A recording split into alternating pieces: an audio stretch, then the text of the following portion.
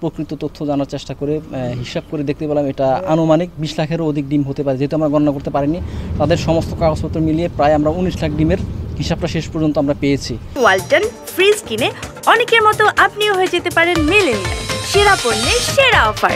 তবে আমরা ধারণা করছি এটা 20 লাখের মতো হয়ে যেতে পারে এই ডিমের পরিমাণ।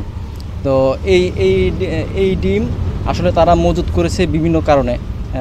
জিজ্ঞেস করায় তারা বললো যে গরমের কারণ, এই কারণ সেই কারণ বা বিভিন্ন কারণ আমাদেরকে বললো। তবে আসলে এগুলো কোনো কিছু সত্য বলে আমার কাছে প্রতীয়মান হয়নি। যেটা প্রতীয়মান হয়েছে, নামে এবং বেনামে ডিম রেখেছে, এর প্রমাণ আমরা ইতিমধ্যে পেয়েছি। একজন ব্যবসায়ী এখানে উপস্থিত ছিলেন, এখানে বেশ কয়েকজন ব্যবসায়ী ডিম আছে।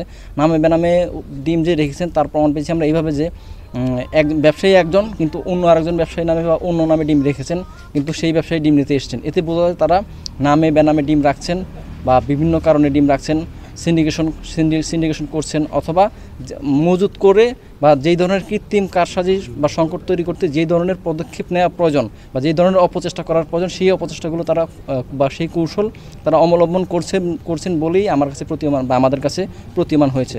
তো সুতরাং আমরা যেটা করছি যে তাদেরকে অল্প কিছু সময়, সেটা 3 দিন হতে পারে বা 1 দিন হতে পারে, 2 দিন হতে পারে, অল্প কিছু সময় দিয়ে খুব দ্রুত স্টকটা সেল করে বাজারে যাতে ডিমের সরবরাহ স্বাভাবিকভাবে রাখে, যাতে ডিমের দাম সাধারণের নাগালে চলে আসে, এই ধরনের পদক্ষেপগুলো আমরা নিচ্ছি।